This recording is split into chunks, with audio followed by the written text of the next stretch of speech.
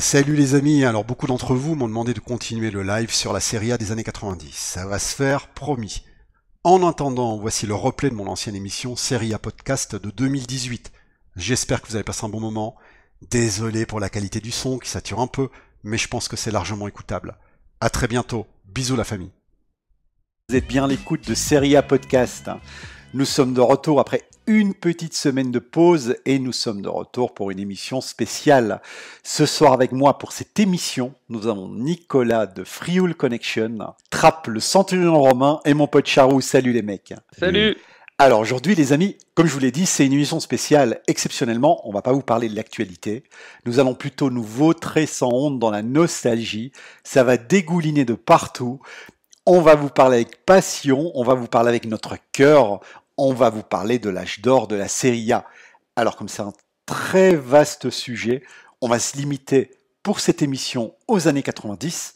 Une prochaine fois, on fera les années 80 avec les Platini, les Maradona, les Zico, les Paolo Rossi et les Socrates.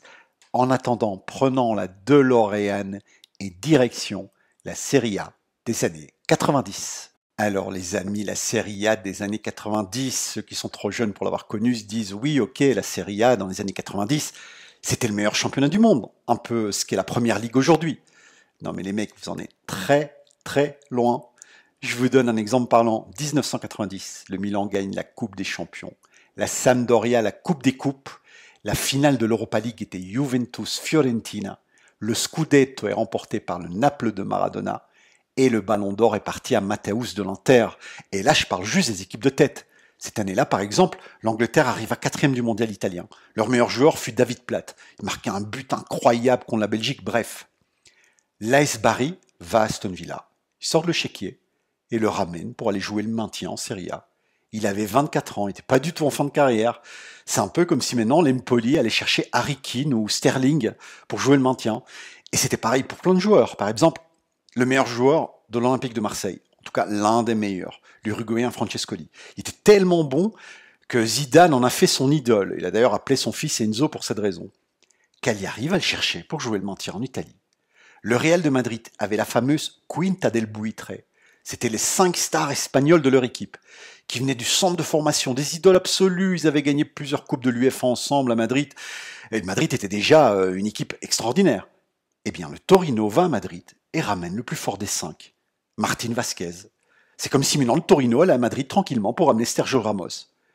Dans chaque équipe, il y avait 2 ou 3 très gros internationaux. De mémoire, l'Atalante avait Caniggia, le 9 titulaire de l'Argentine, la Fiorentina Dunga, le capitaine du Brésil, etc. Vous ajoutiez à ça la génération plus que dorée des joueurs italiens. L'équipe d'Italie avait de quoi faire 3 équipes nationales compétitives. Durant 16 ans, l'Italie n'a perdu aucun match de mondial à élimination directe. En 1990, elle sort au penalty en demi-finale. 1994 perd la finale également au penalty. Et en 1998, elle sort également au penalty contre la France.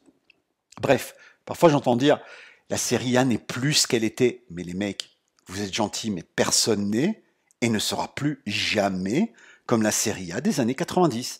La différence avec les autres championnats est trop abyssale, trop énorme. Prenons une équipe qui a fini la saison à un point de la relégation, comme la Fiorentina. Regardez l'effectif. Baggio, Dunga, Lubos Kubik, Di Chiara, le latéral extraordinaire, etc.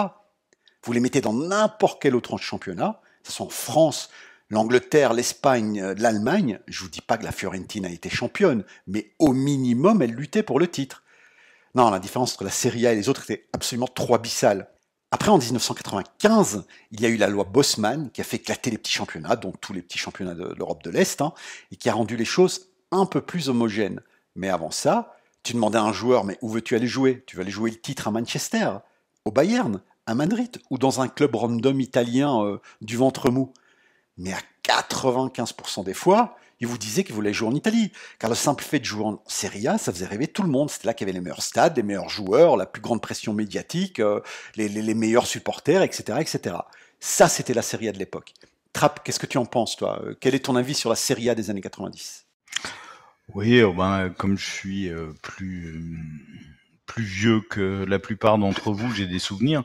Et je vais dire qu'à cette époque-là, la Serie A, c'était comment dire, il y avait à la fois l'envie d'être en Serie A pour les joueurs pour l'argent, parce que c'était le championnat où il y avait le plus d'argent, comme la Première Ligue aujourd'hui, mais en même temps, c'était le championnat où il y avait tous les bons, tous les meilleurs, où on pouvait jouer contre les meilleurs.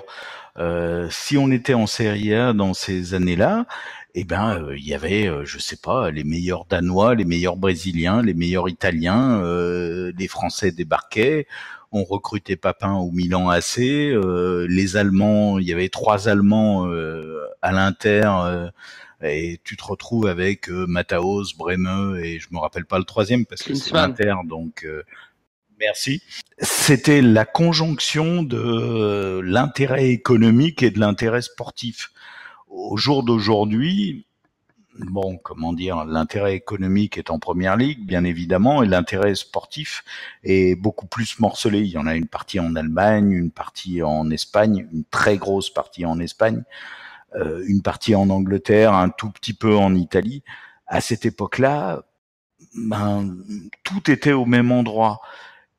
Associé à la passion du calcio qu'il y a en Italie et à une certaine innocence qui n'existe plus maintenant, à savoir que les joueurs pouvaient aller dans un club, pouvaient jouer, enfin ils passaient pas leur vie à essayer de poster des photos sur Instagram et à payer un community manager pour Facebook et Twitter. C'était beaucoup plus artisanal et beaucoup plus innocent. Et c'est un espèce de paradis perdu qui est la conjonction de plusieurs facteurs, mais qu'on retrouvera pas simplement parce que, bon, voilà, le monde change. Oui, enfin, plus innocent, c'était plus les années 80. Les années 90, c'était déjà football business avec Berlusconi qui arrivait en hélicoptère au centre d'entraînement avec Viali. Vous téléphoniez chez Viali, c'était une secrétaire qui répondait. C'est quand même déjà, c'était déjà les prémices du football business. Mais bon, je vois très bien ce que tu veux dire. Voilà, mais même les entre guillemets petits clubs avaient des champions. Nico, l'Udinese, toi tu connais très bien l'Udinese, mais même l'Udinese a eu des internationaux allemands, danois, etc., etc. Oui, ben effectivement, à l'époque, l'Udinese était déjà expert dans le recrutement de joueurs méconnus, mais qui savaient mettre en valeur, qui savaient valoriser, et c'est comme ça qu'on s'est retrouvé à avoir Bierhoff titulaire, qui a fini meilleur buteur du championnat et qui après est parti au Milan. On a aussi son successeur au titre de capocannonière et Marcio Amoroso, qui lui aussi est arrivé du Brésil et donc a suivi les traces de Bierhoff. On a eu toute une colonie danoise avec Jorgensen, Elveg, et c'était des joueurs qui ont été ensuite revendus dans des clubs prestigieux, mais que on arrivait à tirer au frioul et en tirer le maximum pour après réussir à terminer troisième lors de la saison 97-98, il me semble. Oui, mais Abel Balbo et plein d'autres, je veux dire, c'était le cas vraiment de tous les clubs. Tous les clubs avaient 1, 2, 3 gros internationaux, quoi, parce que ben voilà, les plus grands étrangers venaient là, il y en avait 3 par équipe. C'était quelque chose absolument de dingue. Charou, t'as quelque chose à ajouter sur la Serie A des années 90? Oui, effectivement, vous avez tout à peu près résumé.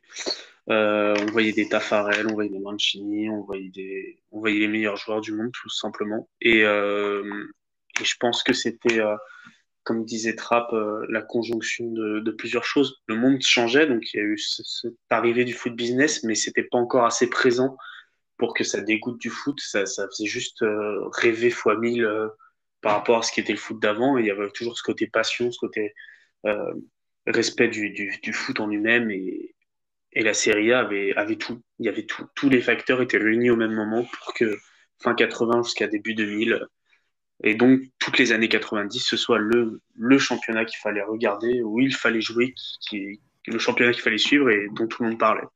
Et donc le meilleur championnat du monde. Oui, voilà, je pense que tu as un peu tout résumé. Alors maintenant qu'on a présenté un peu la Serie A des années 90, on va vous donner notre 11 préféré pour cette période. Attention, il ne s'agit pas de notre 11 avec les joueurs les plus forts, hein. Non, non, pas du tout, hein.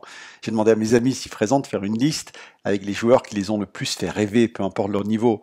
Alors moi, je vous avoue qu'à certains postes, j'aurais envie de mettre 10 joueurs, mais j'ai pris un peu le moins connu, entre guillemets, hein, pour un peu varier les choses et pour pas qu'on prenne tous un peu les mêmes joueurs.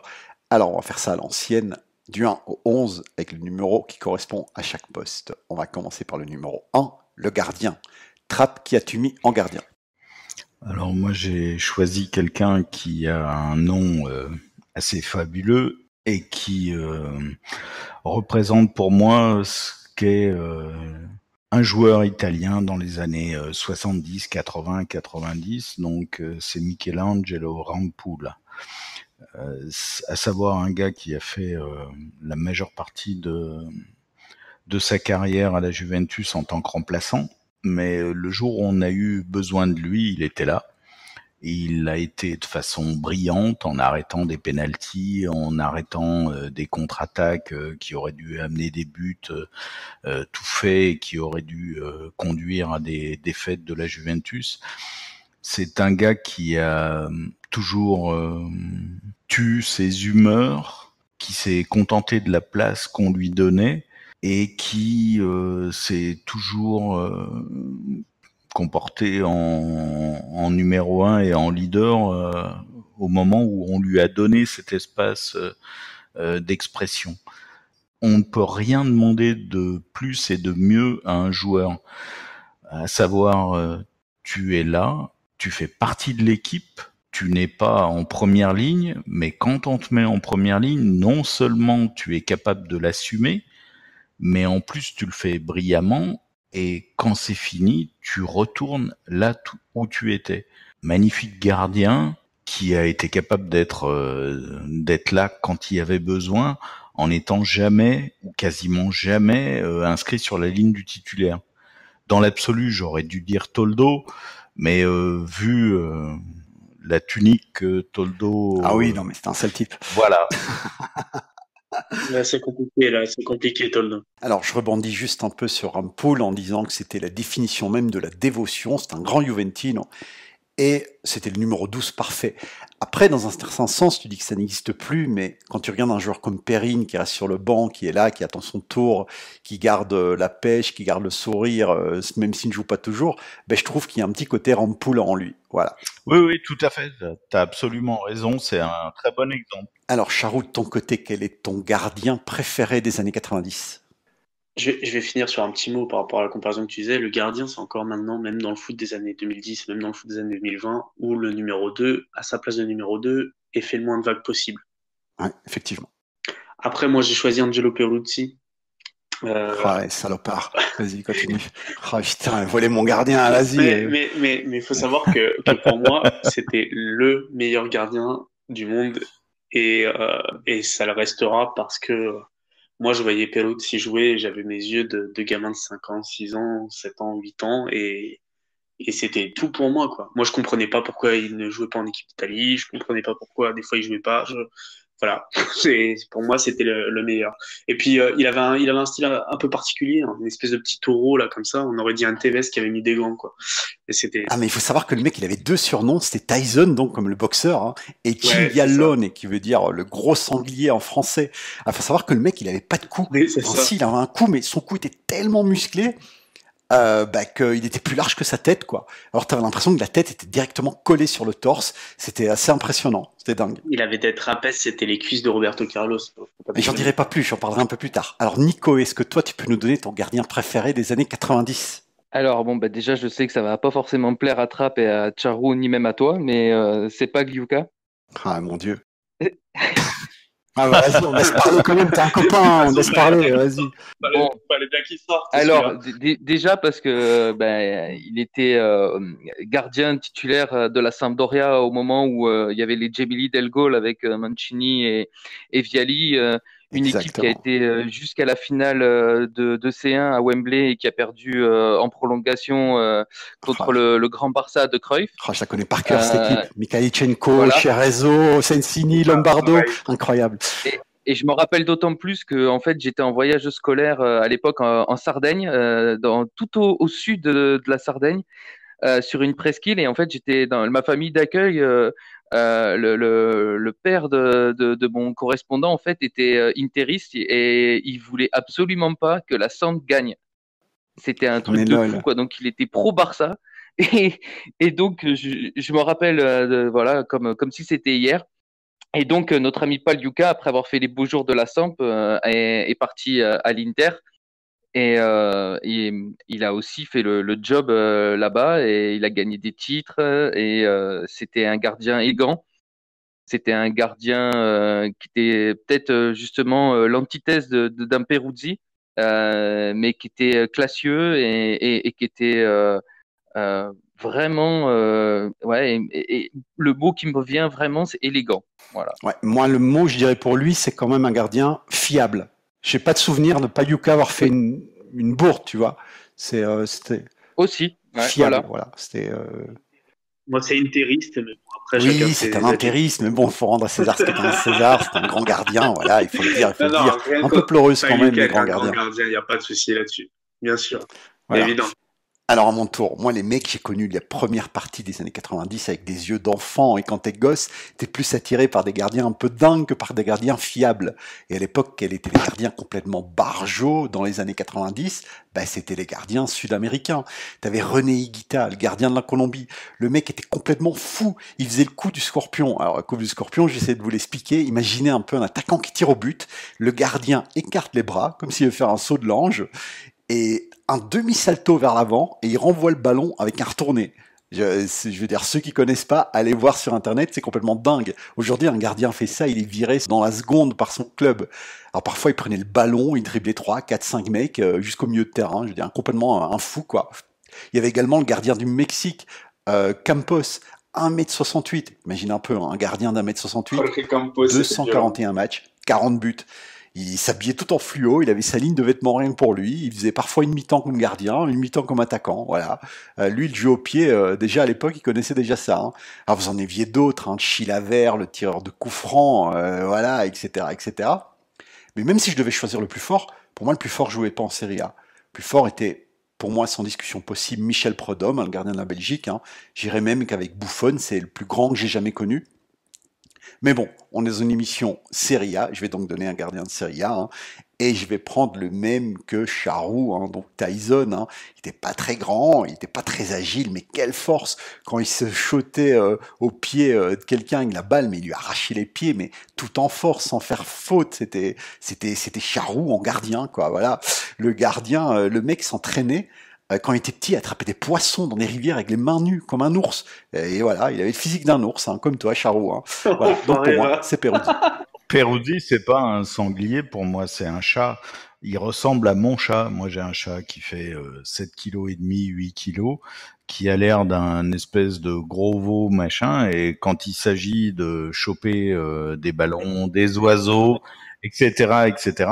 Mais Peruzzi, c'est ça, c'est un, Ouais, c'est un Peruzzi, c'est un chat. gros chat de 110 kilos. Allez, on va passer au suivant parce que le temps passe. Le numéro 2, le latéral droit. Alors là, cette fois-ci, c'est Charou qui va commencer. Quel est ton latéral droit préféré ?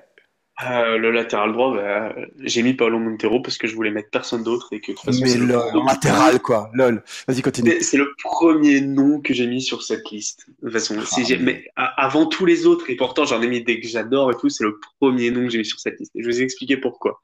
Ce mec a dit des phrases qui ont marqué à jamais le foot que j'ai connu, le foot que j'aime et le foot que je pratique. Alors, il a dit que quand il était plus jeune et au début de sa carrière, il y a même une fois où il a dû porter le numéro 9 et que personne ne l'a jamais pris pour un attaquant sur le terrain. Déjà, c'est aussi tu le bonhomme. Ça, c'est un vrai défenseur. Faudrait que Bonucci s'en souvienne. Ensuite, il a aussi dit, on m'a toujours appris qu'il fallait laisser passer ou le ballon ou le joueur, mais pas les deux. Pareil, Bonucci devrait s'en souvenir. Et voilà, et ça, c'est l'âme d'un défenseur. Le mec sur le terrain, il donnait tout. Il donnait tout. C'est l'image d'un Chiellini de maintenant en beaucoup moins élégant. Il donnait tout, il se donnait à fond, il s'est donné à fond à l'époque où il était à l'Atalanta, je crois d'ailleurs, avant de passer à la Juve. Et voilà, au tout début des années 90, c'est ça. Les attaquants avaient peur de lui, bêtement, ils avaient peur de lui, ils voulaient pas passer. Et j'ai tellement aimé le foot grâce à lui, entre autres, hein, comme joueur, que actuellement on m'appelle Charoua, quoi. J'ai pris ce surnom grâce à ça, donc je devais absolument le mettre et je m'en fous. Latéral droit, latéral gauche, gardien, attaquant. Mais oui, il est pas latéral, attends. C'est pas grave, c'est pas grave. Il était latéral. Ah si. Non, mais c'était comme Barzagli, il a joué en 2 matchs, mais c'était pas son poste. Il était latéral droit. Moi, je l'ai vu que sur un côté, moi. Ah non, non, mais c'est un stopper. À la Juve, a joué toujours stopper. Il n'a jamais joué latéral à la Juve. Hein.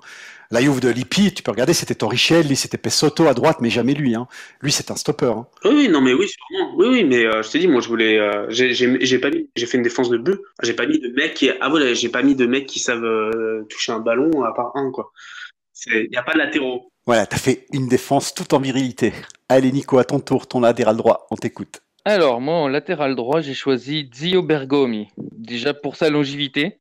Et je suis désolé, c'est encore un anti-rest, donc forcément, vous allez me pourrir à la fin de mon 11, mais je suis désolé, pour moi, l'arrière droit des années 90, c'est Bergomi, quoi. Déjà symbole du club de l'Inter, champion du monde 82 à 18 ans, alors qu'il en faisait déjà 35.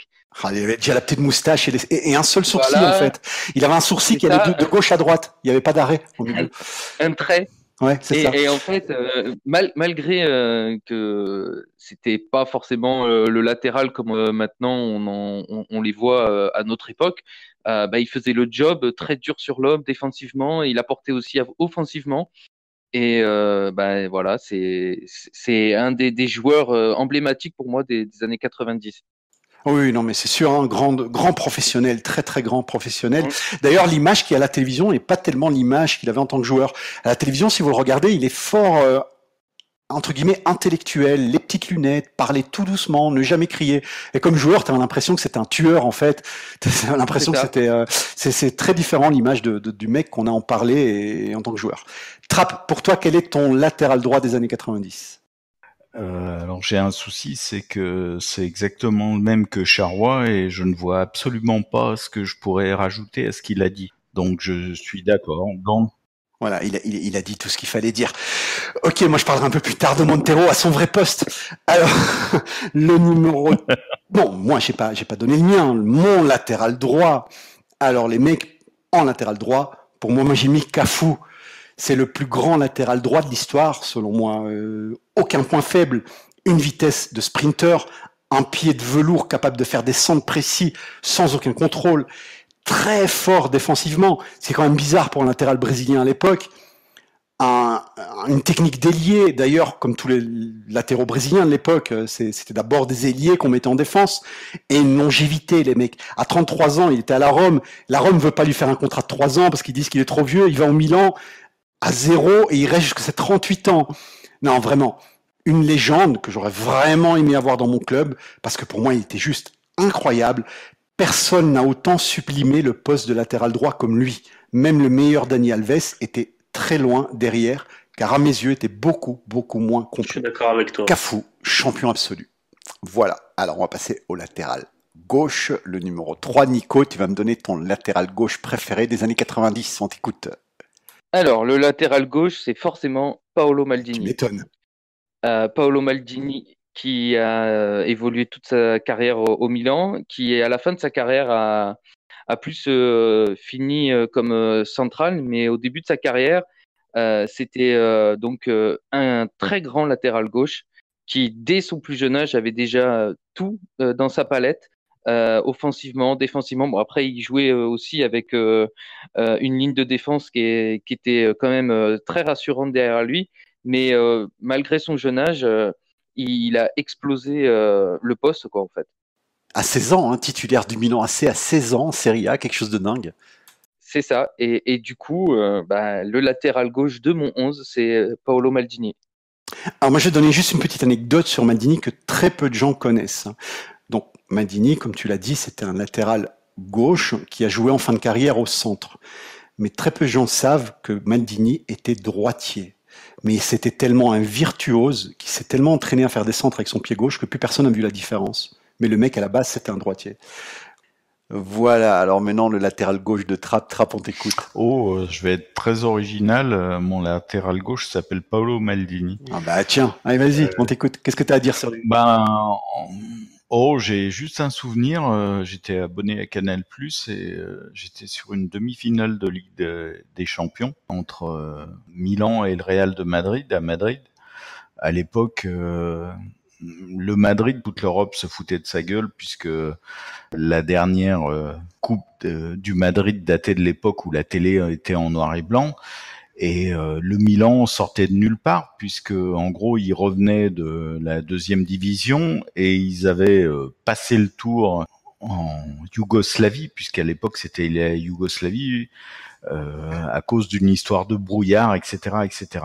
Et puis il y a eu un match où à l'époque Charles Bietri sur Canal+, à un moment dit bah là vous allez voir, il y a un gars qui s'appelle Franco Baresi, c'est probablement le meilleur joueur du monde à l'heure actuelle, il va faire des montées, etc., etc. Et moi, j'ai juste vu un gars qui était à gauche, un jeune, tout ça, qui conduisait le ballon, qui montait, qui revenait en arrière, qui défendait, qui taclait, etc. Et il a continué à faire la même chose pendant 22 ou 23 ans après.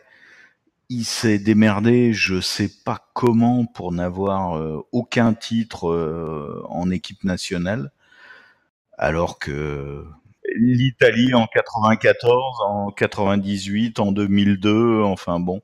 Ah ben la malédiction des pénaltys pour l'équipe d'Italie, hein, ça c'est le destin. Alors Charou, quel est ton latéral gauche? Bah, déjà, je vais donner un hommage à Maldini, puisque c'était très très dur de choisir. Et j'ai pris Roberto Carlos. Alors, Roberto Carlos da Silva Rocha n'a joué qu'une saison en Serie A et chez l'ennemi, à l'Inter. Je suis totalement d'accord, mais alors ce type, c'est le dieu des latéraux gauche. Comme tu as dit pour Cafu, en fait, mais à gauche. Voilà. Et c'était un attaquant de base, et puis bah, il défendait, il a marqué plus de buts que Dugarry dans sa carrière. Il courait dans tous les sens. Il a mis un but. Ça, c'est pas difficile. Bah oui, c'est pas difficile, parce qu'il en a mis que 89 Dugarry, mais quand même, il en a mis 111, Roberto Carlos. Mais ce que je veux dire par là, c'est qu'il a mis un but quand même où même les Américains ont essayé de débattre sur comment c'était possible. Ils ont invité des mathématiciens dans une émission de sport pour décrire pourquoi et comment il avait réussi à marquer un but avec cet angle-là. Ce mec était génial sur un terrain, voilà. Et Alors Roberto Carlos, je rebondis là-dessus, il avait été acheté 10 milliards de lire par l'Inter et revendu l'année d'après à 8 milliards de lire, donc à perte, hein, parce que l'entraîneur anglais de l'Inter, Roy Hodgson, avait dit à Moratti qu'il n'était pas assez discipliné tactiquement parlant. Donc voilà, et ils l'ont remplacé par Piston. Alors qui se souvient de Piston? Eh ben personne, c'est normal, c'était une merde. Et voilà quoi, le fameux flair de Moratti de l'époque. Bon, à mon tour, alors le latéral gauche, un poste où j'hésitais entre Dinon, Maldini, De Agostini, le patator italien, Andreas Bremmel, patator allemand, Roberto Carlos, le patator brésilien, etc. hein. Et bref, il y en a vraiment trop que j'ai adoré. Donc j'en ai pris un que personne n'allait prendre, hein, que personne n'allait choisir. Donc j'ai pris Alberto Di Chiara. C'était le latéral gauche du Grand Parme des années 90. Débordement, incursion, une vraie machine à centrer, quoi. D'abord un ailier. L'entraîneur de la Fiorentina, le brésilien Lazzaroni, le mit latéral sur le modèle des latéraux offensifs brésiliens. Donc d'abord les former en ailier et ensuite les déplacer comme défenseurs. Et là, bingo, un train, très rapide, sur son flanc, c'était une vraie machine, quoi. Il fallait faire une faute pour l'arrêter. Doublure de Maldini en équipe nationale. Évidemment, il était un peu dans son ombre, hein, c'est pour ça qu'il ne rentrera pas dans l'histoire avec un grand H, mais croyez-moi qu'à son poste, c'était un vrai monstre. C'était le Cancelo italien, en un peu moins technique, il basait plus son jeu sur le débordement que sur le dribble, mais il était très très très rapide. C'était vraiment un très bon joueur. Alberto Di Chiara. j'ai un nom à rajouter. Je t'écoute. Je voulais juste rendre hommage à Fortunato. Ah, Fortunato, paix à ton âme. Voilà. Si tu nous Voilà. entends. Il va Voilà. bientôt faire 25 ans. Ouais, 25 ans, meurt d'une Le 25 décennie, avril. ancien joueur de la Juve, C'est mort ça. d'un cancer, et c'est bien triste, tout jeune. Futur grand espoir italien. Voilà. Alors on va passer au numéro suivant, le milieu défensif, le numéro 4, parce que les amis, en Italie, le milieu défensif, c'est le numéro 4, c'est pas le libero. Le libero en Italie, c'est le numéro 6, et c'est pareil en Allemagne. Beckenbauer, quand il jouait au milieu de terrain, on lui avait donné le numéro 4 quand il était jeune. Ensuite, on l'a déplacé en libero, et il a eu le numéro 6. Baresi est un libero, il a eu le numéro 6. Chirien est un libero, il a eu le numéro 6. Voilà, il n'y a qu'en France et que dans quelques pays du Nord, que le numéro 6, c'est un milieu de terrain en Italie, c'est le libero. Donc le numéro 4, milieu défensif. Trapp, quel est ton milieu défensif? Ok. Donc, je parle de quelqu'un qui a fait une carrière incroyable, qui a été le seul joueur, à mon avis, qui n'a pas fait une seule erreur, une seule faute pendant une Coupe du Monde entière, qui a été jeté aux orties à cause d'un bout de film pris dans un vestiaire alors que tout le monde se faisait des piqûres, etc., et qui est un joueur complètement à part. Et c'est pas son vrai poste, mais moi là j'y mets Fabio Cannavaro et jamais il y a un problème. C'est un joueur monstrueux qui est juste comparable au Beppe Bergomi de la fin des années 80. C'est quelque chose de insurpassable. Oui, après, s'il a été vilipendé pour la piqûre, lui-même disait que c'était une piqûre de vitamine simplement, et il faisait le con. C'était surtout en France, parce que faut se souvenir de la comment vais-je dire, de la tension qu'il y avait des Français vis-à-vis des Italiens après le Mondial 2006, parce que les Français voulaient absolument le Ballon d'Or pour Thierry Henry, et voilà, et aussi bien le Ballon d'Or que le FIFA World Player. Avant, c'était 2 titres séparés.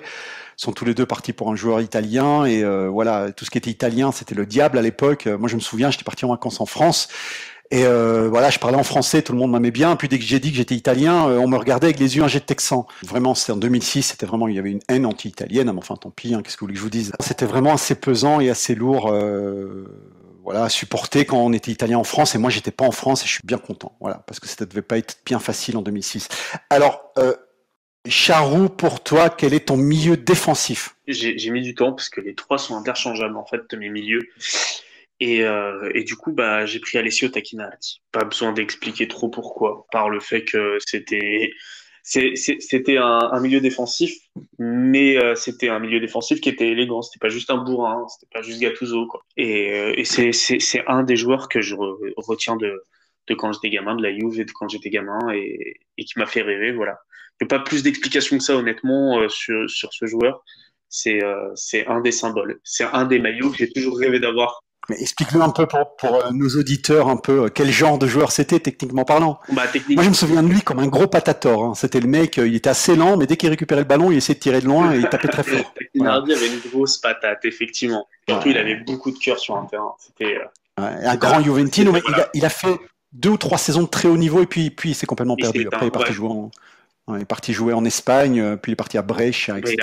Il a fait de la merde après, quoi. Mais milieu fin des années 90, pour moi, c'était le milieu défensif que je voulais avoir absolument avec moi, quoi. Pour Tacchinardi, je me souviens juste d'un truc, c'était quand Conte est parti de la Juve et Allegri est arrivé, il a écrit un tweet, il a dit non, pas Allegri, c'est la catastrophe, je ne le veux pas, etc., etc. Je me souviens de son tweet. Tu vois, comme quoi. Bref, Nico, vas-y, tu nous donnes ton milieu défensif. Alors, moi, le milieu défensif, c'est Demetrio Albertini. Ah oui, oui. Ah ouais, bah ouais. Voilà, Albertini. Pirlo avant Pirlo. Voilà, c'est ça, qui a été un peu un Pirlo avant Pirlo, à l'époque du Milan, qui était le métronome du milieu du grand Milan, époque Sacchi, et qui était capable de te faire des transversales de 50 mètres sur un pas, qui dirigeait aussi le pressing, qui était buteur, qui était passeur, qui était intelligent tactiquement, qui était fin techniquement. Je pense que c'était un milieu défensif qui est, bon, voilà, pareil, comme on disait tout à l'heure, tu parlais de Gattuso, mais c'est un peu l'inverse de Gattuso qui réussissait à gratter des ballons, mais sans forcément être vraiment méchant à son poste, quoi. Ah oui, mais c'était un des premiers régistes en fait, parce que à l'époque, peu d'équipes jouaient avec un milieu à 3, c'était les débuts. Hein. Enfin, si, il y en avait, mais c'était plus le 4-4-2, tout le monde utilisait un peu ça, que ce soit les gens jouent en ligne.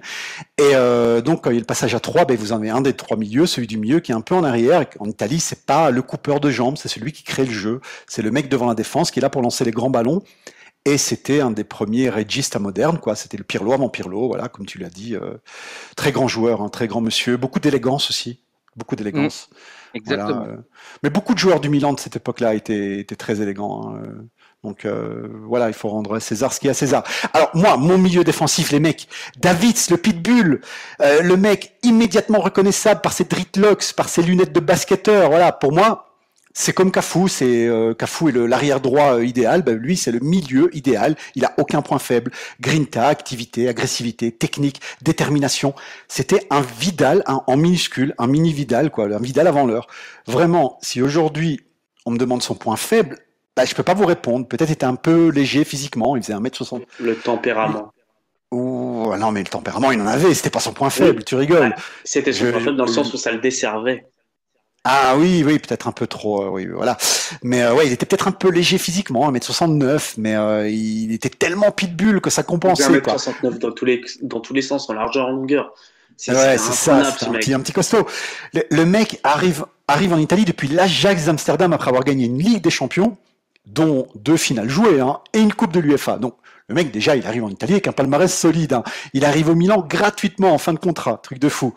Là, entre incompréhension tactique, sa blessure tibia péronée et Costa Curta qui le définit devant les caméras comme une pomme pourrie, le mec joue 15 matchs, fin de saison, Galliani le vend, l'ad du Milan, et le vend à la Juve. Et il dira plus tard que c'est une de ses plus grandes erreurs de sa carrière. Et puis voilà, et puis la suite de l'histoire, on la connaît, une histoire d'amour avec la Juve, avec ses supporters, la Ligue des Champions, et Davis dans mon cœur. Je t'aime, Davis. Voilà. Enfin, Galliani, à la base, c'est un supporter juventino. Hein. C'est pas une erreur. Donc, voilà, il nous l'a offert. Alors, on va passer au suivant, au numéro 5, le stopper. Charou, qui as-tu mis comme stopper? Alors, comme stopper, j'ai mis Igor Tudor. Voilà. Oh là là, tout d'or, vas-y. Mon Dieu. Ah mais moi on fait une partie à 5, tu vois. Et je dois choisir mes joueurs, je préfère jouer avec Trapp en défense centrale qu'avec Tudor, hein. Vas-y, continue. Eh ben, moi, justement, j'ai mis Tudor, pas du tout par rapport à ses caractéristiques techniques, son éventuel palmarès ou quoi. Et c'est exactement juste parce que, et je vais vous le dire franchement, son nom m'a toujours fait marrer, gamin. Voilà. Mais, Mais lol, t'as pris un joueur pour son nom. ah oui, non mais, Non mais il n'était pas mauvais, c'est juste que c'était... il était pas voilà, mauvais, il jouait à la Juve, il jouait assez régulièrement maintenant. Voilà, il était pas mauvais, il était pas extra non plus. Et comme tu as dit, on doit pas mettre les meilleurs. Tu nous as pas demandé de mettre les meilleurs. c'est vrai, tu as bien Et raison, moi, tu as bien Igor raison. Tudor, Tudor, hein, c'était pas le le meilleur. mec avec Par le contre, physique ce du mec, fils de Frankenstein. mais par Donc contre, ce voilà. mec, à chaque fois j'entendais son nom, et même encore maintenant, je vais avoir 30 balais, je peux pas m'empêcher. Ça me rappelle quand j'étais gamin, j'entendais son nom, je rigolais, j'étais content de le voir en fait. Il m'a mis des étoiles dans les yeux à sa manière. Donc je peux pas ne pas le mettre. Ok, bah belle analyse technique. Alors Nico, vas-y, on t'écoute, quel est ton stopper pour toi? Alors, mon stopper, c'est Ciro Ferrara. Déjà parce que il a été vraiment un des hommes clés du Napoli de Maradona à la fin, fin des années 80. Et après, il a réussi le tour de force, ce qui est quand même assez dur pour un Napolitain, mais de se faire aimer par les Juventini, puisque son autre club, c'est la Juve, et ça a été un très grand défenseur de toute la première partie des années 90 là-bas, et c'était un monstre physiquement en fait. Pas très grand, dur sur l'homme, euh, très bon défenseur, et rien que parce que on connaît un peu l'animosité qu'il y a entre le Napoli et la Juventus, de savoir qu'il a été aimé par les deux clubs, voilà, je trouve que c'est déjà un tour de force en soi, et en plus c'était un excellent défenseur. Voilà, alors 2 petites précisions se faire. La première, c'est que quand il jouait à Naples, il n'était pas stopper, il était stopper à la Il Juve, était hein, il n'y a libéraux. aucun problème. Il était arrière latéral droit, les mecs. Arrêtez vos conneries. Numéro 2, Ciro Ferrara, arrière latéral droit du Napoli. Première chose. La deuxième chose, c'est pas du tout un exploit quand t'es napolitain de te faire aimer par les Juventini. Ce qui est un exploit, c'est le contraire. C'est quand t'es un Juventino de te faire aimer par le Napolitain. Parce que s'il y a quelqu'un qui a de l'animosité vis-à-vis des autres, bah, c'est les Napolitains qui n'aiment pas les Juventini. Les Juventini, en fait, je ne veux pas être méprisant avec personne, mais on s'en fout un peu en fait de ce que pensent les Napolitains. C'est juste, ils ont une haine entre le sud et le nord, et pour eux, la Juve c'est l'incarnation du nord. Donc voilà, bon, ben, ils font ce qu'ils veulent. Alors moi, ah non, pas moi, non, Strap le stopper. Quel est ton stopper, Strap? Je t'écoute. C'est-à-dire que moi, mon équipe, c'était un 4-4-2 et donc il n'y avait pas de véritable stopper. Donc il y a quelqu'un qui est incontournable et c'est Franco Baresi, qu'on met obligatoirement dans une ligne arrière des années 90. C'est impensable de ne pas le mettre. Moi, les souvenirs que j'ai de Baresi, je suis pas milaniste, hein, mais c'est lui avec le bras levé, un gars qui était pas grand, pas fort, pas spécialement dur sur l'homme, mais qui dirigeait la meilleure équipe ou une des meilleures équipes du début des années 90 et De tous les temps, on peut dire ça. Hein.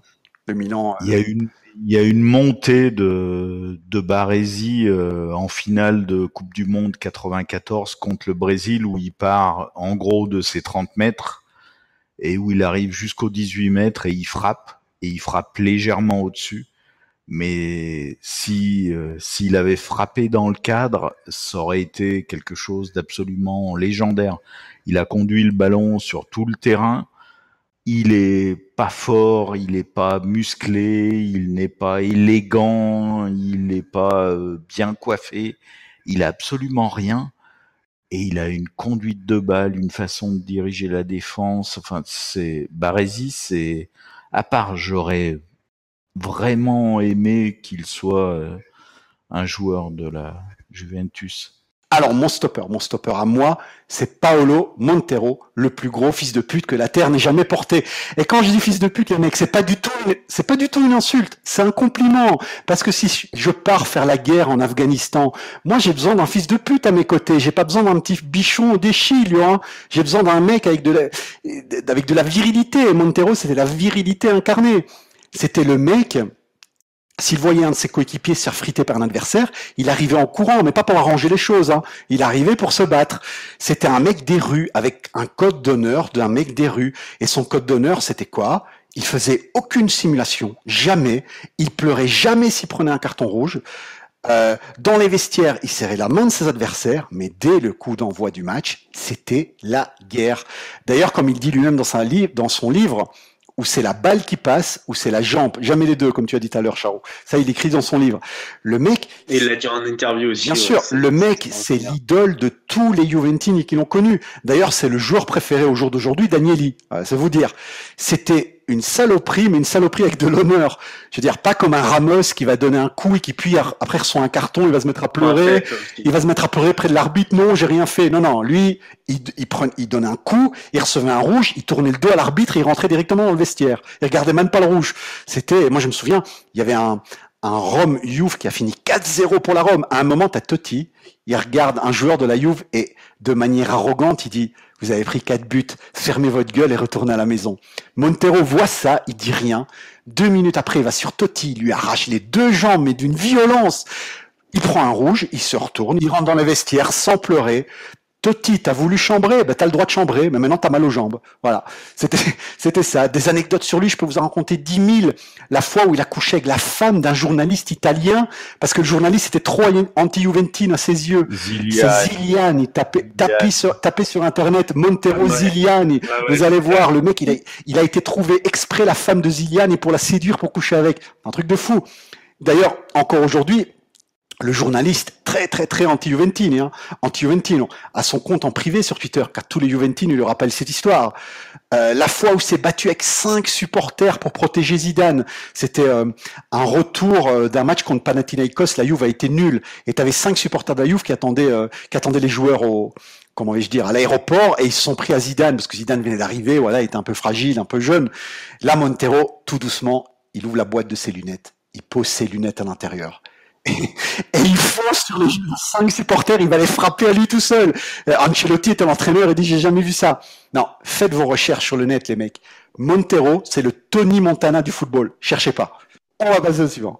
Je vous laisse deviner pourquoi on m'appelle Charwa. Voilà. Et mettez-le en libéraux, pas en bas de droit. Alors, mettez-le en stopper, pardon. Alors, on va passer au poste suivant. C'est le poste de libéraux. Alors, Nico, est-ce que tu peux nous donner ton libéraux? Je vais pas être vraiment très original, puisque pour moi, le libéraux des années 90, c'est Franco Baresi. Donc, Trapp l'a très bien décrit, le bras levé, a dirigé le hors-jeu, mais aussi ses rushs offensifs. Et c'était vraiment un joueur lambda, en fait, mais qui était vraiment 5 étoiles pour tout ce qui était tactique. Et donc qui dirigeait l'un des meilleurs back four de tous les temps, et voilà, c'était le pionnier, en fait, le libéraux ultime. Il était juste. Alors, je vais passer en deuxième juste derrière toi. Pour quelle raison? Parce que moi aussi, je choisis Baresi, donc ça va me permettre un peu de rebondir. Alors, avec Chirea et Beckenbauer, un des 3 meilleurs libéraux de tous les temps. le meilleur que moi j'ai pu voir, vu que j'ai pas connu les deux autres. Alors, Baresi, d'autres en parleraient beaucoup mieux que moi. Moi, je suis Juventino, je suis pas milaniste. Mais le mec, 1m76, il les prenait absolument tous de la tête. C'était une énigme. Il n'était pas fait physiquement pour être défenseur central. Et pourtant, il y a été, quoi. Le mec commandait toute sa défense à lui tout seul. Le hors-jeu passif de Saki sans Baresi, c'est juste impossible. Voilà. Ça peut pas marcher sans lui. Je vais juste vous lire quelques mots que Gianni Brera a écrit à son sujet. Alors, je vais essayer de les traduire, hein. C'est une poésie, mais bon, on fait pour un mieux. Baresi est doté d'un style unique, dominateur, impérieux, parfois impitoyable. Il se jette sur le ballon comme un félin. Et si par malédiction il ne le saisit pas, que le bon Dieu sauve celui qui le possède. Après une anticipation, il repart en faisant des mouvements de gladiateur d'une beauté virile. Il décroche bien, commande encore mieux en régie. Il aurait également eu le vice du but. Il serait le summum jamais vu sur Terre au poste de libéraux. Voilà, rien d'autre à dire. Alors, Trapp, quel est pour toi ton libéraux? Ben, là, je suis un tout petit peu embêté puisque j'ai fait une ligne qui était un petit peu différente du truc. En théorie, ça aurait dû être Baresi, mais je l'ai déjà mis. Donc, je vais mettre Demetrio Albertini en libéraux parce que je pense qu'il aurait été capable de le faire. Et c'était un joueur. Je déteste ce qu'il est devenu maintenant en tant que essayer de se placer en tant que dirigeant du football, etc. Mais c'était un joueur d'une élégance rare qui était capable de balancer un tacle et 30 secondes après de balancer une mine au but et de marquer. Il a marqué des buts assez différents. Par rapport à un joueur comme Ambrosini, qui pour moi a passé l'essentiel de sa carrière à essayer de casser des tibias, Albertini, c'était 20 fois au-dessus. Oui, beaucoup plus élégant. Hein, c'était un joueur élégant. Je crois que s'il y a un terme pour le définir, c'est élégant. Et pour moi, Albertini, c'est peut-être ce qu'est De Rossi dans les années 2000. À savoir un joueur qui est un milieu de terrain, qui est capable de balancer des ouvertures de 40 mètres millimétrées, mais auquel on peut demander de jouer en défense centrale et de casser des tibias et qui va le faire. Oui, effectivement. Mon avis, tu as switché entre le 4 et le 6, mais c'est pas grave, on a compris un peu l'idée. Peu importe. Le prochain, c'est Charroux. Hein. Vas-y, Charroux, quel est le libéraux que tu as choisi? Eh ben, j'en ai pas choisi, moi. Moi, j'ai fait une défense avec que des stoppers. Et vas-y, donne-nous ton stopper. J'en ai quand même pris un qui sait un minimum contrôler un ballon, faire une passe. J'ai pris Ciro Ferrara. Voilà. Oui, vas-y, parle-nous-en un petit peu. C'est toujours correct. C'est toujours viril, c'est toujours dur sur l'homme, mais c'était toujours correct. Qui a réussi dans les deux clubs très importants d'Italie. Comme tu l'as dit aussi, c'est le nord contre le sud pour les Napolitains. C'est un exploit parce qu'il n'a pas été renié par les Napolitains, en fait. C'est ça l'exploit. Il est venu à la Juve, il est adoré des Juventini et puis il n'est pas renié par les Napolitains et carrière exemplaire en Serie A, en National. Et enfin, voilà. Pour moi, c'était l'autre stopper que je voulais voir. C'était le stopper que je voulais voir. Ouais, alors, il n'a pas été renié pour une raison, c'est parce qu'à l'époque, c'était pré-arrêt Bosman, les joueurs étaient vendus sans leur consentement. Ça veut dire quand le président disait voilà, moi je te vends, le joueur n'avait rien à dire, il avait juste à partir, point. Encore le cas. Il avait été vendu. Pas forcément en Italie, mais dans d'autres clubs. Non, mais non, si le joueur donne pas son accord, il part pas, hein, il reste. Hein. Mais non, c'est plus du tout le cas. Mais avant, c'était comme ça. Avant, un joueur dit non, moi mon contrat, ok, je le déchire et j'en signe un ailleurs, quoi. Mais bon, avant, il n'avait pas du tout le choix. Alors, on va passer. Oui, ça c'est Nesta qui est obligé de partir de la Lazio pour se retrouver au Milan alors qu'il voulait pas partir, quoi. Ouais, lui c'était encore un cas différent, c'est parce que la Lazio était en faillite et il voulait sauver son club et au bord de la faillite, il voulait aider son club. Donc voilà, il a fait un plaisir à son club. Mais Nesta déjà à son époque, il pouvait dire non. C'est juste après l'arrêt Bosman en fait. L'arrêt Bosman, le principe c'est qu'avant ton contrat appartenait à 100% au club et le club en fait ce qu'il voulait. Ça veut dire si ton club te dit voilà, moi je te Voilà, tu es une marchandise, je te vends en Afghanistan. Bon, et les clubs d'Afghanistan n'avaient pas l'argent, hein, mais je te vends en Afghanistan. Mais avant l'arrêt Bosman, tu n'avais pas le choix, tu devais finir ton contrat en Afghanistan. Voilà, c'était le club qui décidait ça. Ensuite, ben non, tu devais donner ton accord parce que tu devrais déchirer le contrat d'avant, donc avec de ton plein gré, pour en re-signer un autre avec ton nouveau club. Bref, passons au prochain poste, le numéro 7, l'ailier droit. Alors, Trapp, quel est ton ailier droit? Moi, à droite, je vais mettre un gars qui, comment dire, qui pouvait jouer à n'importe quel poste. Je pense qu'on l'aurait mis en défense, il aurait été capable de faire quelque chose. Donc, il s'appelle Baggio, Roberto Baggio. Ah bah, lol, évidemment. Vas-y, Voilà. continue, parle-en. Je suis pas complètement jeune. J'ai vu jouer, enfin, à la télévision, évidemment, des footballeurs des années 70, des années 80, des années 90, et Baggio, c'est à part. C'est une forme de poésie, une forme d'insouciance. C'est le pendant de Zidane, mais j'ai l'impression que chez Zidane, il y avait l'envie de quelque chose, d'une forme de perfection et d'arriver à quelque chose. Et chez Baggio, cette envie-là n'était pas présente. Il y avait juste l'envie d'être lui-même. Et je pense que le football de Baggio se suffit à lui-même. C'est un contrôle, c'est une frappe, c'est n'importe quoi, mais c'est pas pour être vu. Ah, je suis pas d'accord. Je pense que Baggio, justement, c'est que de la poésie. J'en parlerai un peu plus tard parce que je l'ai placé dans ma liste, mais pas en milieu droit. Mais c'est que de la poésie. Le mec, tu le regardes, tu tombes amoureux. Voilà, c'est de la poésie. C'est justement fait pour être vu. Mais c'est un football différent. Mais c'est pas, ça n'est pas pensé. C'est juste lui et le ballon, et ça semble normal, et il y a aucun calcul à aucun moment. Oui, non, mais c'est sûr, c'est sûr. Alors, Charou, quel est ton ailier droit? Bah, moi, je suis encore plus emmerdé parce que je n'en ai vraiment pas du tout, moi, à la base. En fait, moi, c'est un 4-3-3 très resserré.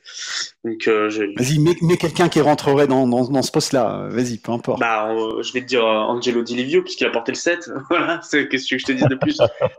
C'est un des trois membres de mon trio du milieu, quoi.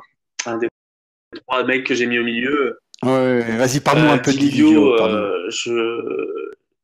J'étais atteint à chaque Coupe du Monde, à chaque Euro, j'étais atteint, j'étais mal, quand j'étais gamin, j'étais mal, on perdait. On perdait pas, comme tu l'as si bien dit avant. On était éliminé au tir au but. Et ça fait tout aussi mal. Et lui, bah, je le voyais chialer à chaque fois. Donc, je le voyais heureux avec la Juve, et puis tu le voyais en National A à chaque élimination, c'est sa tête en larmes que je retenais, son nom, et ça m'est resté. Ça m'est resté. Alors, Di Livio, hein, je vais rebondir un peu là-dessus. On l'appelait le petit soldat. C'est un bourrin. On l'appelait le petit soldat, Di Livio. Hein. C'était un petit combattant, c'était un joueur tout en grinta, tout en travail, il courait tout le temps, il faisait 12-13 km par match. Techniquement, il n'était pas exceptionnel, mais c'était un Gattuso de l'aile, quoi. C'était le mec, il récupérait les ballons, il se battait, il défendait autant qu'il attaquait. C'était une petite pile, voilà. C'était une petite pile. C'était Angelo Di Livio, un grand supporter de la Roma, qui est parti à la Juve en continuant en 10 ans, qui est toujours supporter de la Roma, même encore aujourd'hui. Mais en tout cas, il ne crache jamais sur la Juve et c'est déjà une bonne chose. Oui, puis comme tu le dis, c'était un petit soldat, mais c'est précieux d'avoir des joueurs comme ça. C'était quelque chose que j'admirais, moi aussi gamin. Donc, Ah oui, non, mais c'est sûr, c'est précieux. Hein, je sais pas plus ne pas le mettre. C'est sûr, c'est sûr. Alors Nico, quel est pour toi ton ailier droit, ton numéro 7? Alors pareil que Trapp et peut-être que Charroux, c'est que j'ai pas fait un 4-4-2, du coup je vais un peu adapter, et ça sera aussi Roberto Baggio, pour toutes les raisons que vous avez dit, parce que Roberto Baggio, l'un de ses buts les plus significatifs, c'est le but contre la Tchécoslovaquie lors du Mondial des 90, quand il récupère le ballon au milieu du terrain, et accélération, et il efface toute la défense et il va fixer le gardien, et il trompe le gardien d'une frappe chirurgicale, mais il était capable de tout. L'autre fois, là, il y a pas longtemps, il y a eu le but de Ronaldo là quand le ballon il lui est venu de derrière. Mais j'ai regardé récemment une compilation des buts de Baggio, mais il avait fait pareil. Et surtout, à la différence d'autres joueurs, c'est que peut-être parce qu'il avait aussi des problèmes relationnels avec les coachs, mais il a quand même pas mal tourné en Italie.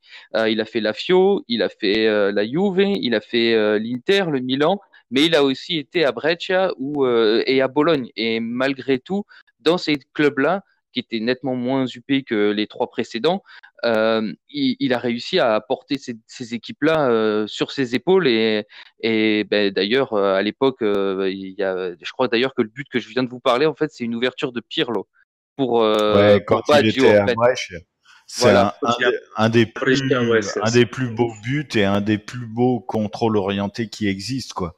c'est Une ça. ouverture de Pirlo et l'autre avec juste un mouvement de la Sur une cheville. touche. Ouais, Sur une voilà, touche de balle, il a emporté tout le Incroyable ce monde qu'il et a fait. voilà. Et c'était voilà, Baggio, c'était l'art c'était du ça. déséquilibre permanent, du contre-pied, de la surprise. C'était un excellent dribbleur et il était exceptionnel. Mais par contre, oui, ce que tu disais par rapport à Zidane, c'est que Baggio, il a un peu ce côté loser magnifique en fait, parce qu'il a jamais réussi à avoir de titre avec la nationale, Exact. alors que son palmarès est quand même exceptionnel. Mais ouais, il avait pas peut-être cette grinta suffisante pour atteindre le titre ultime, notamment en 94. Bon, Ouais. Joe, Moi, je vais juste en parler légèrement vas-y, Charo. avant d'en reparler plus tard, parce qu'il est dedans, forcément, moi aussi, il est dedans. Baggio, en fait, il joue au football de manière aussi poétique que sa fragilité en tant qu'humain le laissait présager. Voilà, c'est très beau. Moi, je parlerai pas de Baggio, mais non, parce que sinon, je vais me mettre à pleurer. Alors, je vais donner mon numéro 7 à mon ailier droit à moi. Alors, pour moi, je vais mettre Thomas Hassler. Alors, les mecs, c'est pas vraiment un ailier. C'était plutôt un 8-10. Mais voilà, à la Juve, il a joué à droite, donc je le pose là. Alors, faut se remettre dans le contexte de l'époque. Il faut savoir que la Juve en Italie a toujours été copiée. Sauf une fois, sauf une seule année, où c'est elle qui a copié les autres. C'était en 1990, c'était la mode de Sacchi, du beau jeu. Agnelli avait donné les clés du club à Montezemolo. Et Montezemolo s'est dit, on va créer un modèle Sacchi à la Juve. Et il est parti chercher Maifredi, un entraîneur, il entraînait Bologne à l'époque, et qui pratiquait un football champagne. Et il ne voulait que des petits joueurs techniques. Et donc, voilà pourquoi Thomas Hassler est parti à la Juve. Alors, bien sûr, cette année-là, la Juve est arrivée 7e. Il fut immédiatement viré et la Juve est redevenue elle-même l'année d'après. Mais donc voilà, Hassler n'est resté qu'une petite année à la Juve. J'ai aucun souvenir de lui à la Juve. Par contre, j'ai très bien connu quand il était à la Rome. Et c'était un petit feu follet allemand, 1m66, très fort sur coup franc, très technique. En fait, niveau caractéristique, c'était pas un Allemand. À l'époque, les Allemands tiraient tous la gueule. Lui, il était souriant. Ils mesuraient tous 2 mètres. Lui, c'était un hobbit. C'était tous des patators qui marquaient des buts sans force et de loin. Lui, il avait un déhanché latin et une finesse de dribble. Voilà, c'était tout ce que j'aimais. Petit, technique, dribbleman, un passage éclair à la Juve, comme je vous ai dit, puis une belle petite carrière à la Roma. Si vous avez l'occasion, allez voir des vidéos. Thomas Hassler, légende du football allemand, plus de 100 sélections, champion du monde. C'est un peu le Roberto Baggio teuton, mais avec la moitié du talent quand même. Voilà. Alors, on va passer... Moi, je me rappelle des articles de la Gazette dello Sport et de Mayfredi avant le début de la saison où il expliquait qu'il allait jouer avec 4 attaquants, etc., etc. Et après, ça a été de Bérésina en Bérésina. C'était assez extraordinaire à l'époque. On était hors du monde. Ouais. Il finit 7e. 7e, c'était la Juve qui voulait copier. Enfin, c'était la mode du sackisme. Hein, c'était la mode de Sacchi, du football champagne, etc., etc. Et la Juve a voulu copier ça. Le problème, c'est que, voilà, si t'as pas Baresi en défense centrale, si t'as des tocards, parce que regardez bien la défense centrale de la Juve en 1990, c'était des gros tocards. Si t'as des tocards, forcément, ça marche moins bien de lever le bras. Le numéro suivant, le milieu relayeur, le numéro 8, Charou, qui as-tu mis en milieu relayeur? Forcément, moi j'ai un milieu à 3 de coupeur de jambes, un peu comme la défense centrale. Lol, quoi, Donc c'est Edgar Davis. T'as fait une équipe de MMA, t'as pas fait une équipe de foot. Vas-y. Vous allez voir, à l'attaque, vous allez vite comprendre. Et c'est Edgar Davis. Pour tout ce que vous avez dit, pour ses lunettes teintées d'une couleur étrange et d'une forme étrange à chaque match, ses dreads, sa grinta sur le terrain. C'était un très bon joueur de foot en plus de ça. En plus d'être un mec qui était capable de foutre des tacles au genou à 45 ans, des 5 anglaises, c'est un excellent footballeur. C'est un joueur que j'ai adulé, que j'ai adoré. J'avais perdu la jaquette de FIFA et j'ai racheté FIFA exprès pour avoir Davids en jaquette. Je vous laisse imaginer à quel point j'étais fan. Voilà. Ah mais oui, non mais il était incroyable, il était Le joueur incroyable, il sur était un terrain, ça incroyable. donnait tout. Il te donnait envie de le suivre à la guerre. Comme tu dis, hein, tu pars en guerre en Afghanistan, tu prends Chiellini, tu prends Davids, tu prends Montero, puis bon, toi, limite, tu peux fumer un cigare en les laissant faire, quoi. Ah ouais, c'est ça quoi, tu sais, avec la sulfateuse et tout, un cigare en bouche et la moustache. Bon, C'est ça. Nico, quel est ton numéro 8, ton milieu relayeur? Alors, mon 8, c'est Lothar Matthäus. Bien que quand il Ah, est joué à l'Inter, Ça, il avait plus le numéro 10 sur les épaules, mais quand il a commencé sa carrière en Allemagne, c'était un milieu relayeur et un milieu relayeur de grand talent. Vous parliez tout à l'heure des Patator. Il faisait partie de la génération des milieux allemands Patator, puisqu'il a marqué plein de buts sur des frappes lointaines extérieures de surface. Mais surtout, c'est quand il est arrivé à l'Inter, l'Inter a regagné. Et je pense que c'était important à l'époque pour eux. Et du coup, le maître d'orchestre, c'était Matthäus, et qui a été après couronné, d'ailleurs, clin d'œil du destin en Italie, et qui a récupéré le Ballon d'Or en cette année 90, et qui a encore un peu joué en Italie avant de retourner au Bayern. oui, mais joueur magique. Moi, je dirais même plus si on parle de numéro 8, de milieu relayeur, pour moi c'est un des meilleurs de tous les temps, voilà, à ce poste-là, parce que le mec, il était Ouais, juste trop Matthäus, complet, trop c'était complet. fabuleux. Quel est son point faible? Je sais pas. Le mec, il a joué en défense centrale, il a joué 10, il a joué 8, il a joué partout.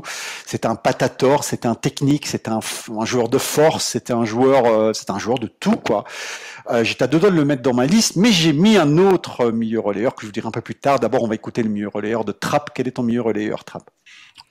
C'est pas du tout un milieu relayeur, mais c'est un milieu quand même. C'est un joueur complètement atypique et qui a eu la carrière qu'il aurait dû avoir. Il s'appelle Lentini. Comment dire, le simple fait de l'évoquer montre que je suis objectif, puisque c'est un gars qui a joué au Torino. Torino, puis au Milan, qui évidemment a été, comment dire, Berlusconi a sorti pas mal d'argent noir qu'il avait planqué, etc. Pour Lentini, ça a été un demi-scandale étouffé à l'époque, mais c'était un joueur fantastique. Les montées de Lentini, c'était quelque chose un joueur complètement atypique qui était assez dévastant, qui emmenait tout sur son passage. Et qui a été complètement cassé par cet accident de voiture qu'il a eu, et il a jamais retrouvé son niveau au Milan qu'il avait eu au Torino. Mais c'était un joueur complètement à part qui a eu 2 années en gros où il a brillé, et ensuite il a eu un accident qui l'a empêché d'avoir une carrière normale. Mais c'était un joueur infiniment sexy à l'époque. Vraiment. Ah, il était incroyable. Alors, Lentini, je vais en parler un petit peu parce que moi je connais assez bien l'histoire. Lentini, c'était un joueur déjà physiquement, il était assez spécial. Il avait les cheveux très longs à l'arrière, ça lui arrivait jusqu'au bas du dos quasiment à un moment. Donc quand il courait, vous imaginez, vous avez sa chevelure qui allait. Enfin, il avait une classe incroyable. Et le mec, c'était le plus grand transfert de tous les temps à son époque. C'est-à-dire, il a battu le record de la somme de transferts à son époque, quoi, comme Pogba aujourd'hui, quand il a battu le record. Milan l'achète, et le Milan achète, il prend sa Porsche et il va à Turin. Mais il faut savoir pourquoi il est parti à Turin avec sa Porsche. Parce qu'en fait, Lentini était l'amant de la femme de Toto Schillaci qui joue à la Juve. C'est-à-dire, il niquait la femme de Toto Schillaci à Turin. Donc, il retourne à Turin pour niquer la femme du joueur de la Juve. Et là, il fait un accident de voiture qui voilà, il a été touché et il s'est jamais remis. Mais je pense, avec du recul, que c'était plus mental que physique, parce que sa blessure n'était pas une blessure qui le touchait physiquement, mais mentalement, il a eu du mal à s'en remettre, et surtout le prix de son transfert l'a complètement mis une pression dingue, parce qu'il faut savoir, c'était la plus grande star de l'époque, je vous dis, le plus grand transfert de tous les temps, Et il arrive au Milan, vous aviez tous les caméras, tout le monde, il était un peu fragile et il a fait une mauvaise fin de carrière, mais il avait beaucoup de talent. C'était un des dramas de l'époque, donc il couchait avec la femme d'un de ses coéquipiers de l'équipe nationale. Voilà. Comme s'il avait été anglais, donc. Ouais. Voilà. Donc on a fait tout cela. Non, moi j'ai pas donné mon milieu relayeur. Alors mon milieu relayeur, moi j'ai encore hésité, il y en avait des tonnes. Hein. J'ai mis David Platt. David Platt, joueur qui a joué à Aston Villa, à Bari, à la Juve et à la Samp. Moi j'ai souvenir d'enfant de ce joueur-là. Pour moi, un milieu, c'était quelqu'un qui marquait pas, ou rarement. Marquait un peu, mais pas trop souvent. Et lui butait presque comme un avant-centre. Voilà. C'était une mezzala qui faisait constamment des appels de balles en courant vers la surface, un vrai neuf du milieu de terrain, un mec qui a marqué 31 buts en 4 ans en Serie A pour un milieu de terrain, ce qui est énorme à l'époque, parce qu'à l'époque les défenses c'était pas les mêmes, et en plus tout des beaux buts, des retournées, des reprises de volée, voilà. Et en plus il ressemble à un petit singe, et moi j'aime bien les petits singes, donc David Platt. Voilà. Alors, oui, alors le numéro 9. L'avant-centre, les mecs. Alors, pour parler de l'avant-centre, je vais demander son avant-centre préféré des années 90 à Nico. Vas-y, Nico, donne-nous ton avant-centre. Alors, pareil, en fait, il y en a plein des avant-centres sur une décennie. Vous vous rendez compte par rapport à la meilleure période du foot italien. On pourrait en sortir une cinquantaine sans problème, mais l'avant-centre des avant-centres, c'est Marco Van Basten. Ouais, tu m'étonnes. S'il n'avait pas eu ces problèmes de cheville, je pense qu'il aurait été encore meilleur, parce que finalement sa carrière s'arrête un peu brutalement et en fait il a été un peu spoilé de sa fin de carrière, mais quelle élégance, quelle efficacité, il était bon de partout, des deux pieds, de la tête, c'était le finisseur et voilà, que dire de plus? Allez voir les vidéos, allez voir leur tournée qu'il met contre Göteborg dans un des premiers tours de Ligue des Champions en 94 ou 95, je crois. Je crois qu'il met même un quadruplé ce match-là. Non mais 5. Mais Non, ouais, mais voilà, 5. 5, un quintuplé. Donc, c'était juste le buteur. Non mais moi, si tu me demandes de mettre, de faire un 11 de la meilleure équipe de tous les temps, il y a de grandes chances que je mettrais Van Basten en numéro 9 parce qu'il était juste exceptionnel. 9, l'avant-centre de Trapp. Trapp, on t'écoute. Pour moi, c'est Preben Elkjær Larsen parce que c'est des souvenirs des années 90. C'est le Danemark qui gagne le championnat d'Europe 92. C'est un gars qui était très très loin d'être le plus talentueux, mais c'était un espèce de bison avant Vieri. Qui donnait tout sur le terrain, qui est arrivé en Italie dans une petite équipe à Vérone, qui a toujours tout explosé. C'est quelque chose, un souvenir de l'époque où un souvenir de jeunesse. Elkjær Larsen, c'est vraiment le 9 absolu pour moi.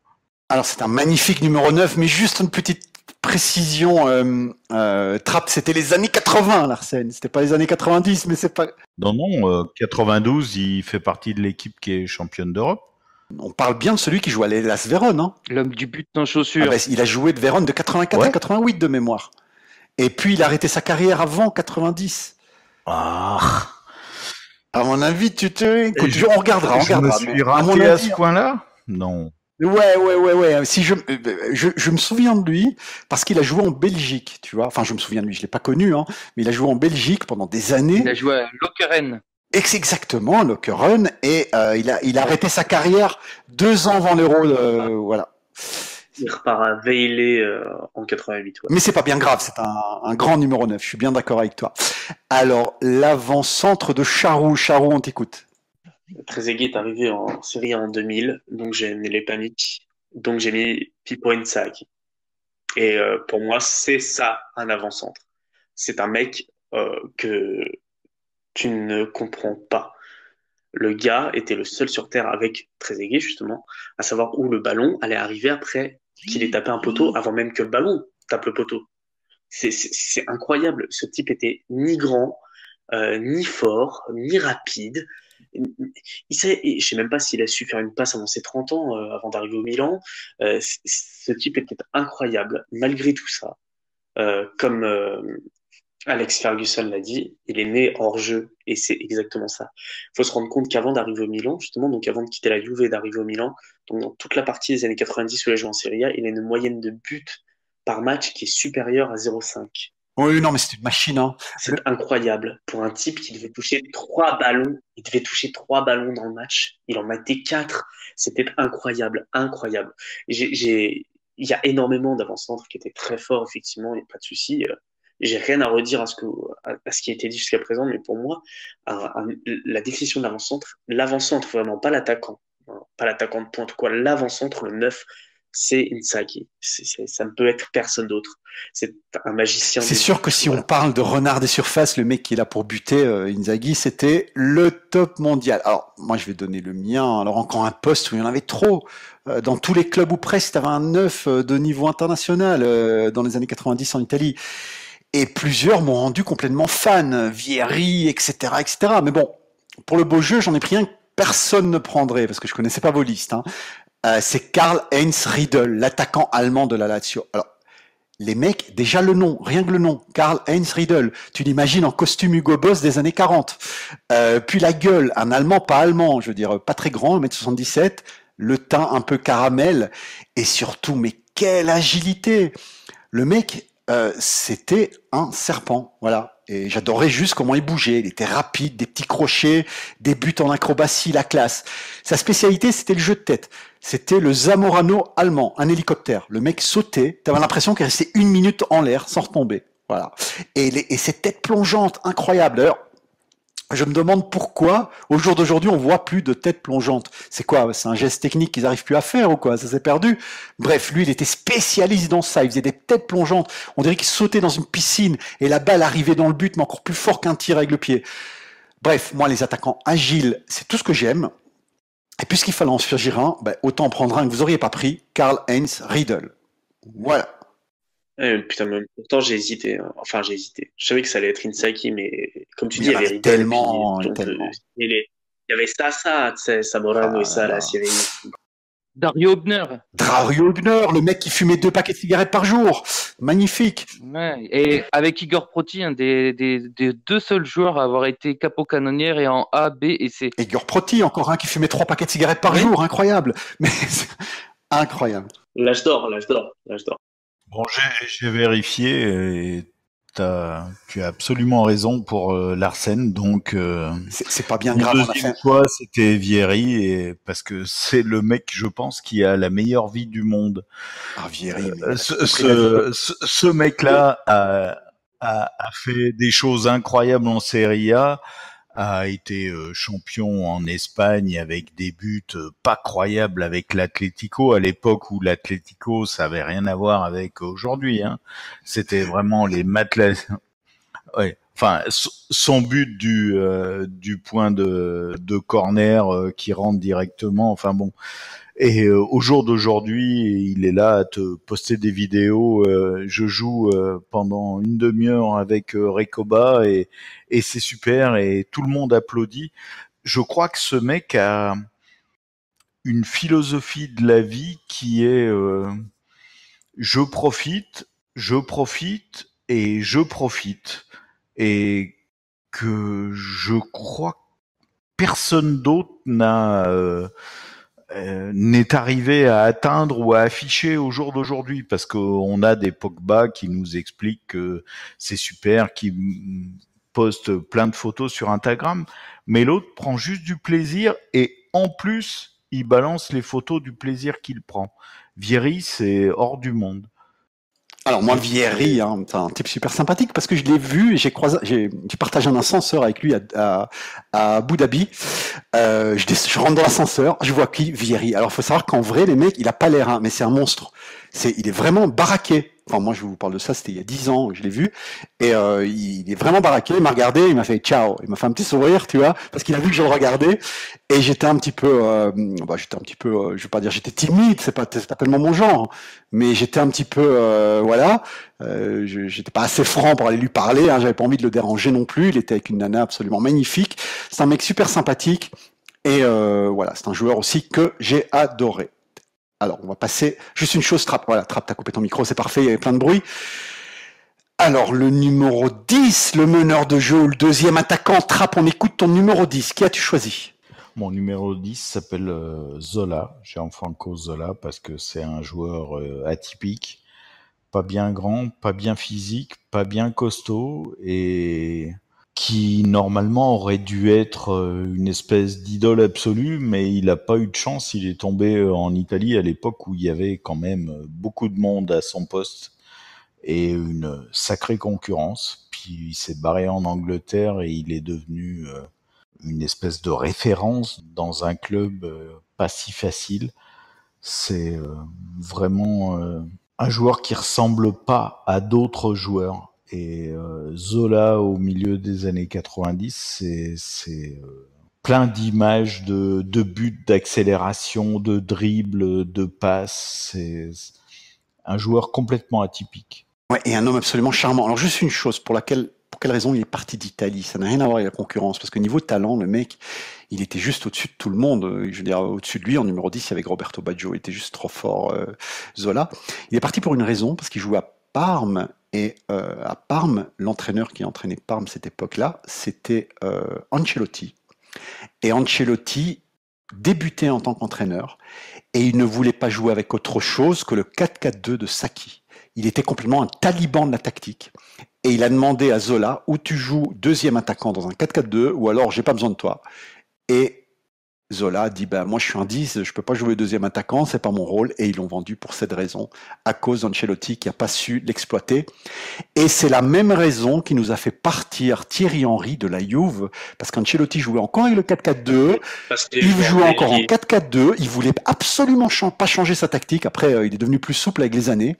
C'était un taliban, il voulait juste recopier la tactique de Sacchi de l'époque, et il faisait jouer Thierry Henry en ailier gauche, en ailier droit, mais jamais attaquant, parce qu'il n'y avait pas de place pour lui en attaque. Et voilà pourquoi Thierry Henry est aussi parti. Vous imaginez ce qu'il y aurait eu? Il y aurait eu Henri Trezeguet devant, servi par Del Piero. Ben oui, et alors on parle Ancelotti, grand entraîneur, rien à dire, un grand titre, rien à dire, mais en tant que jeune entraîneur, il a niqué plusieurs joueurs et plusieurs clubs avec ses conneries. Alors... comment dire? Je suis absolument pas d'accord sur Thierry Henry et par rapport à Trezeguet, ça a rien à voir, quoi. Thierry Henry, c'est un sprinter. Tu le mets avec n'importe qui est capable de lui faire des passes, il met des buts, et s'il n'y a pas quelqu'un qui est capable de lui balancer un ballon dans les pieds, il ne met pas de but. Oui, mais c'était pas par rapport à ça, c'est par rapport à leur complicité à Monaco. Est-ce que eux-mêmes racontaient, une fois qu'ils étaient chacun dans un club différent, c'était Stade 2 à l'époque, je crois, en 2003 ou 2002, quelque chose comme ça, qui en avait parlé. Ils avaient fait une interview croisée des deux, etc. Et les mecs en parlaient. Henry disait clairement que lui, surtout à l'époque de Monaco, et donc en équipe de France, même si en équipe de France a voulu les opposer, il disait comme ça, David est tellement heureux de marquer que moi, je suis heureux de lui faire la passe. Et c'est dans ce sens-là où je dis que c'est du gâchis, en fait, ce qu'Ancelotti a fait quand on l'a eu jeune, de le cantonner à être latéral ou ailier. En fait, c'est que avec Trezeguet, il avait une philosophie complètement différente, Henry. C'est que même si c'était un sprinter, techniquement, il n'était pas si dégueu que ça, et il se mettait au service du talent de buteur de Trezeguet. Ce qu'il n'a pas fait à Arsenal, parce qu'Arsenal, c'est Bergkamp qui s'est mis au service de sa vitesse pour lui donner les bons ballons, et puis il a fini par être juste un finisseur qui courait très vite, et ça convient très bien à la première ligue. Là-dessus, je te rejoins un Trapp. Je comprends bien ce que tu dis, mais je pense que ce qu'il y avait entre Henry et Trezeguet quand ils étaient très jeunes, très innocents, tout ça, ensuite n'existait plus, et Henry a quand même pris, je sais pas, il est devenu une star, etc. Ça a été une chose importante de sa personnalité. Ça c'est vrai, ouais. Enfin, je rebondis sur une chose que tu as dit, Charou. c'est que tu dis, bon, voilà, techniquement, il était pas dégueu. Je dirais même qu'il était excellent techniquement. Je veux dire, il faisait des enroulades du pied droit qui étaient techniquement parfaites. C'est de Parce que la l'euphémisme. technique, oui, bien sûr. De Oui, l'euphémisme. ok, j'avais bien compris. Mais bêtement, un amorti de la poitrine et un enroulé du pied, c'est de la technique déjà. C'est pas forcément du dribble. Et pour moi, il était juste magique, Thierry Henry. Alors, toujours on est numéro 10. Maintenant que tu as donné le tien, Trapp Charroux, qui as-tu mis en numéro 10? J'ai mis un homme qui, quand il a pris sa retraite, j'ai arrêté de croire en Dieu. Voilà, tout bonnement, j'ai mis Alessandro Del Piero et je ne mettrai jamais personne d'autre à sa place. Le 10 qui ne voulait pas être 10, c'est le joueur c'est le joueur que je préfère de tous les temps. J'ai rien d'autre à dire, il est magique. Il est 10 fois plus fort que Messi. Et si c'était pas pété, les gens l'auraient vu. S'il y avait eu YouTube à l'époque, les gens l'auraient su, l'auraient vu. Et c'est le mec le plus magique du football pour moi. Ça restera pour l'éternité. Ouais, beaucoup de Juventini y pensent pareil, hein, c'est une évidence. Hein. Il a même un but qui s'appelait comme lui, le but à la Del Piero. Hein. Très peu de joueurs ont ça. Il y a eu Madjer, le but à la Madjer. Il y a eu la papinade de Jean-Pierre Papin et le but à la Del Piero. Imaginez un peu. En lucarne enroulé là qui part, c'est irréel. Ce qu'il faisait dans les petits espaces avec ses pieds là. En plus, il était pas très grand, il était plutôt trapu. Pour un 10, hein, c'était 1m73, 77 kg, Del Piero. Oui, il était pas très rapide, hein, il faut pas croire. Hein. Non, il était pas très... Tout en technique. Non, il était très rapide de se blesser quand il était jeune, mais tout en technique, tout en fin de corps, il voyait avant les autres, il savait où il la mettait. C'était grandiose. Del Piero, c'est grandiose. Son extérieur du pied contre la Fiorentina. Ce but en 93. C'est passe en profondeur, je sais plus de qui là. Elle arrive, extérieur du pied, elle est derrière, il la voit à peine, elle rentre en lucarne. Je sais pas, comment on peut dire autrement. Mais ça, que lui. c'était avant sa blessure. Oui, il y a deux Del Piero, avant et après. Ouais, effectivement, il y a eu des années de disette après la blessure qui a coïncidé avec la mort de son père également. Hein. Il y a eu des problèmes mentaux qui ont suivi. La Juve l'a beaucoup appuyé. Je veux dire, si Del Piero a fait beaucoup pour la Juve, c'est un fait. La Juve a fait beaucoup pour Del Piero aussi. Nico, quel est pour toi ton numéro 10? Alors, j'ai longuement hésité et comme tu as dit tout à l'heure que c'était les années 90, j'ai rayé Maradona et j'ai changé et j'ai hésité avec deux anciens Yougoslaves. Bon, alors, je vais plutôt choisir Savicevic. Ah, ben écoute, dès que tu as dit Yougoslave, j'ai directement tilté. Vas-y, parle-nous un peu de ce joueur que j'ai adoré. Alors, en fait, j'ai hésité avec l'autre Hugo qui était à l'époque au Milan aussi et qui est Zvonimir Boban. Mais je trouvais que Savicevic était plus fantasque, plus dribbleur, plus finisseur. Boban était plus un passeur assez propre, mais c'était pas du tout le même genre de joueur en fait. Savicevic, c'était le dribbleur slave, mais qui était numéro 10, mais qui pouvait aussi se mettre en buteur.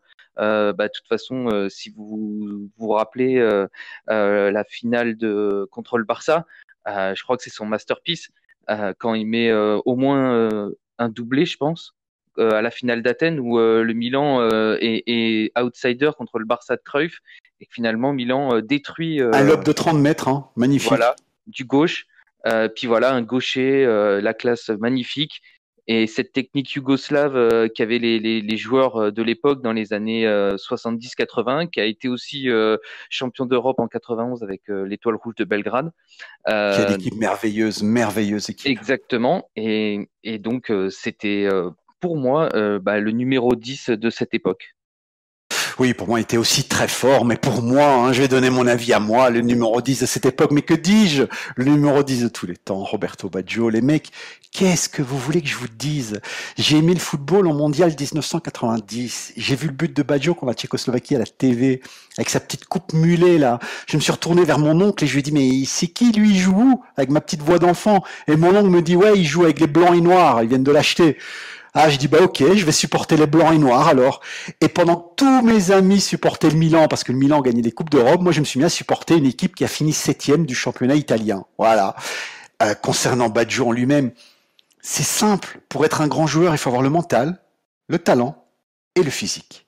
Si on parle que du talent, c'est le plus grand joueur européen de tous les temps.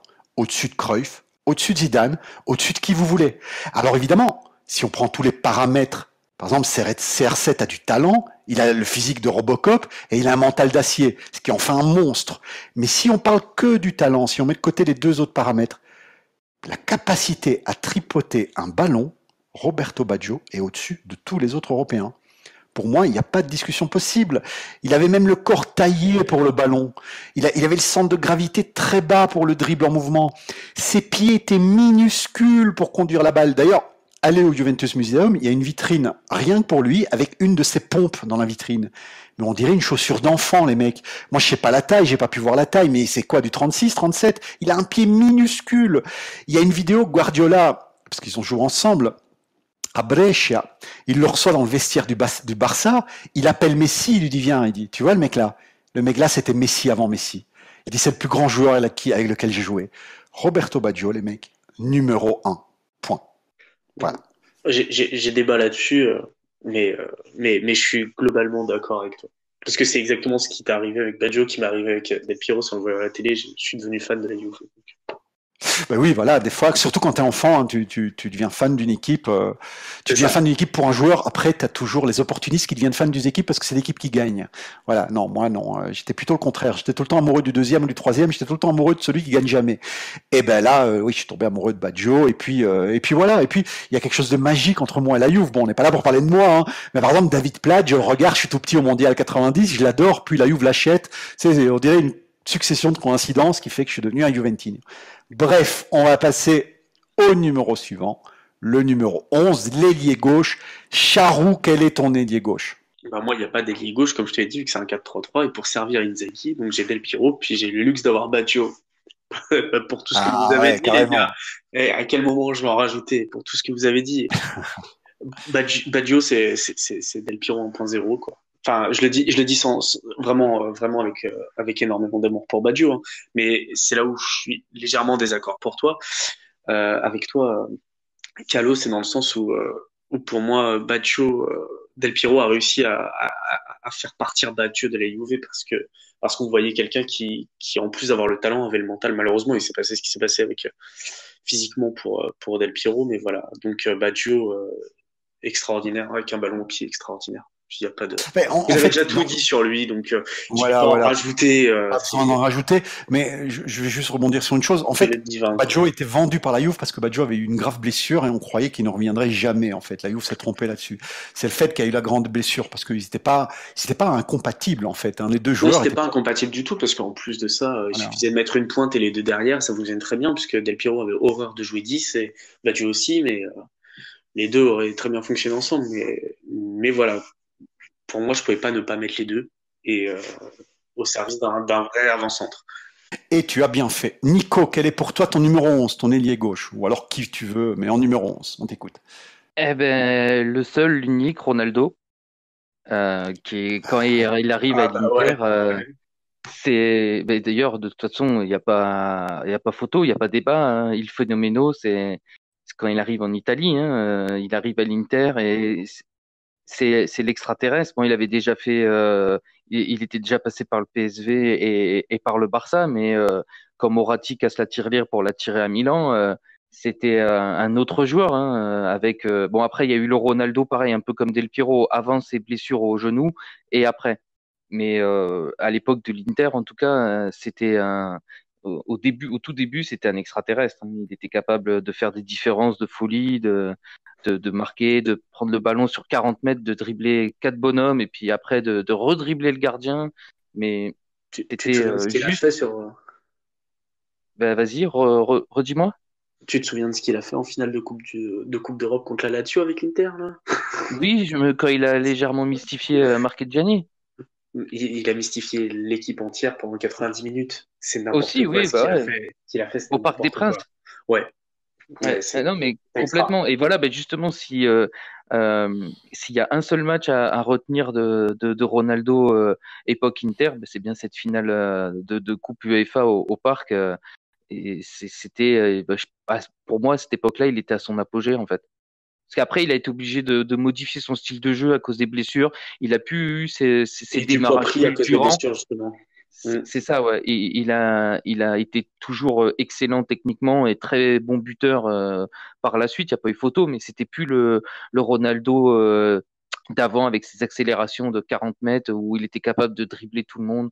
Après, ça a été un autre joueur tout aussi bon, mais différent. Et moi, je préférais ce premier Ronaldo.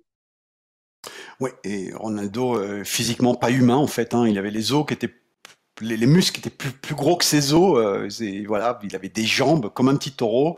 Et pourtant, on va dire que niveau professionnalisme, c'était pas le mec qui allait en son entraînement du matin au soir, quoi. C'était juste naturellement comme ça. C'était juste un monstre, hein. Le phénomène, un des plus grands avant-centres de tous les temps, avec Van Basten, selon moi. Ça, c'est pour moi, c'est une évidence. Il y a des cuisses moins grosses que celles de Roberto Carlos quand même. Ça se débat, ça se débat. Alors, Trapp, quel est pour toi ton numéro 11? J'avoue que j'ai jamais accroché sur Ronaldo parce que j'ai juste jamais accroché. Et il y a un gars qui s'appelle Gabriel Batistuta qui est... Ah oui, mon Dieu, magnifique. Voilà. Magnifique. C'est Il y a trop pas d'attaques. un joueur de mon équipe, c'est pas un joueur... Enfin, Batistuta, ça me semble naturel. Il est bio. Voilà, c'est ça. Batistuta est bio. C'est un joueur de foot comme avant, un gars qui joue dans la rue et qui se retrouve... il a jamais été perverti par le système comme a pu l'être après Maradona. Il est passé d'une équipe à l'autre, deux équipes que je ne supporte pas, mais il est passé de la Fiorentina à la Roma et je crois adoré des deux côtés. Et Batistuta, j'aurais vraiment voulu l'avoir à la Juve. Enfin, c'est... Il était incroyable, hein. C'était vraiment encore un neuf, hein. Bon, il y en avait tellement, mais les mecs, mais là vous me dites des noms, mais moi j'ai envie de faire cette équipe là. C'était juste incroyable. Alors, le numéro 11, l'ailier gauche, je vais donner le mien. Moi je mettrais Beppe Signori de la Lazio. Alors les mecs, je sais, vous énervez pas, c'est un avant-centre, sauf que Sacchi l'a fait jouer ailier gauche au mondial 94. Et moi, je fais comme lui, hein. Je fais comme Sacchi, je fais le dictateur, je lui dis tu joues là et tu la fermes. Alors Signori, petit, 1m70, blond, gaucher, rapide, techniquement très fort. Et quand je dis techniquement, je parle pas du dribbling, hein. Non, je parle de tout ce qui est amorti, reprise de volée. Le mec, il te reprenait un centre sans contrôle, au minimum, c'était cadré. Je veux dire, ça partait jamais en couille. Les balles qui arrivaient au point de corner, ça arrivait pas avec lui, hein. Très fort aussi sur coup franc, il avait la capacité à frapper la balle avec puissance et sans donner aucun effet. On aurait dit que la trajectoire était tracée à la règle. C'est aussi avec Mihailovic le seul joueur à avoir marqué 3 coups francs en un seul match de Serie A. Alors mon oncle me disait que Signori était ce qui se rapprochait le plus de Gigi Riva. Et j'ai regardé des vidéos et c'est vrai. C'était petit, rapide, tir très fort, incroyable. Vraiment, j'adorais le joueur car le contraste entre son physique de prématuré avec la force qu'il mettait dans sa frappe, c'était juste incroyable. Je l'adorais vraiment. Voilà les mecs. On a terminé notre liste de 11 joueurs. On va un peu précipiter la fin parce que là, j'ai regardé un peu de timer. On avait fait exploser le chrono, hein. J'espère que les gens vont nous écouter jusqu'à la fin. Moi, je voudrais quand même mettre un entraîneur. Tu veux mettre un entraîneur? Allez, vas-y, donne ton entraîneur des années 90. Ouais, Scala, Nevio Scala, parce que ce qu'il a fait de Parme, avant que Parme ne devienne Parme avec les joueurs, l'argent, avec Thuram, avec Cannavaro, etc. Ce que Nevio Scala a fait de Parme au tout début des années 90, c'est quelque chose d'assez incroyable. Nelio Scala, le mec qui avait un champ de poireaux à la place des cheveux sur la tête. C'était Voilà, magnifique. Exactement. Vous imaginez quand même le nombre de joueurs qu'on a laissé sur la touche qui était extraordinaire.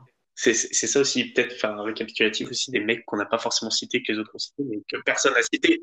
Des Ariel Ortega, des Claudio Taffarel, des mecs comme ça. Une équipe 3, une équipe 4, oui. C'est ça. Ah, mais on peut, écoute, dans la prochaine émission, on va faire ça en plusieurs fois, là. C'est pour que les gens se rendent compte à quel point c'était dense et que c'était le meilleur championnat et que ça ne reviendra pas, quoi. Surtout quand tu mets Tudor dans le 11, quoi. Forcément. T'imagines, tu mets des tocards comme Tudor, quoi. C'est incroyable. On a dit que c'était pas les meilleurs qu'on mettait. C'est-à-dire que moi, Mes remplaçants, il y a Véron, Mancini, Vieri, Van Basten et Giuliano. Giuliano. Ah, mais les mecs, Voilà. Aaron Winter, Ce Pavel sont mes Nedved, remplaçants. mais je vous fais une Pareil. liste de 300 Et joueurs. c'est exactement ce que je voulais. Et c'était incroyable. C'est La exactement là Serie où A je dans les voulais en années venir. 90, c'est incroyable. C'est exactement là où je voulais en venir. Il y avait trop de densité en fait, peut-être. Oui, non, mais c'était magnifique. D'ailleurs, on appelait le championnat delle Sette Sorelli, des sept sœurs jumelles. C'était des sept sœurs jumelles parce que en début de saison, Parme, Inter, Milan, Juve, Rome, etc. Roma, vous aviez sept équipes qui pouvaient être championnes d'Italie. Voilà, tous les ans, 7 ou 8 équipes. On appelait ça le championnat des sept sœurs. C'était un truc incroyable, incroyable, incroyable. Alors, chers auditeurs, je vous embrasse. On vous laisse. Hein. Je veux dire merci à tous nos amis qui sont venus ce soir. Donc, je me dis merci à moi-même. Je dis merci à mon pote Nico de Friol Connection. Je t'embrasse, Nico. Moi aussi, pareil, bonne soirée. Bah écoute, bonne soirée. Charo, je t'embrasse aussi. moi, baci a tutti. Alors Trapp est parti. À mon avis, Trapp, il a eu une petite déco. Ou alors, il avait plus de vin frais. Il est parti chercher du vin frais. Donc, Trapp, on t'embrasse aussi. Je vous laisse. Je vous souhaite une bonne soirée à tous. Salut, salut.